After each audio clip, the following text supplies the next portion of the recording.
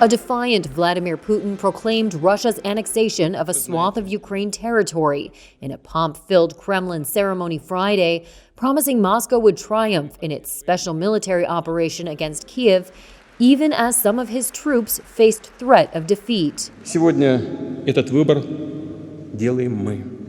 Today we are making this choice. Residents of Donetsk and Luhansk People's Republics, residents of Zaporizhia and Kherson regions have made it. They have chosen to be with their people, to be with the motherland, to live its destiny, to win together with it. Russia's proclamation of rule over 15% of Ukraine, the biggest annexation in Europe since World War II, has been firmly rejected by Western countries and even many of Russia's close allies. Russia moved to annex the regions after holding what it called referendums, votes that were denounced by Kyiv and Western governments as illegal and coercive.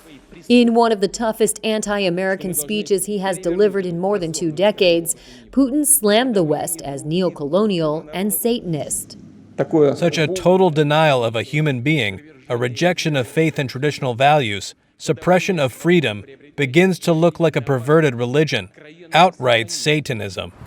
But the event was overshadowed by one of Russia's worst battlefield defeats of the war, with Russian troops at their main garrison in Donetsk province surrounded by Ukrainian forces, just after Putin ordered a massive mobilization to get hundreds of thousands of Russian men to the front lines. Ukrainian President Volodymyr Zelensky said he was ready for peace talks if and when Russia got a new president, and announced that Ukraine was formally applying for fast-track membership to NATO, a military alliance Moscow fiercely opposes. All the territory of our country will be liberated from this enemy. This is why it rushes forward by organizing farce to attempt an annexation, trying to steal what doesn't belong to it. Wants to rewrite history and redraw borders using murder, blackmail, mistreatment, and lies. NATO Secretary General Jens Stoltenberg on Friday reaffirmed NATO's unwavering support for Ukraine.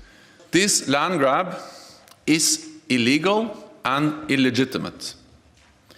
NATO allies do not and will not recognize any of this territory as part of Russia.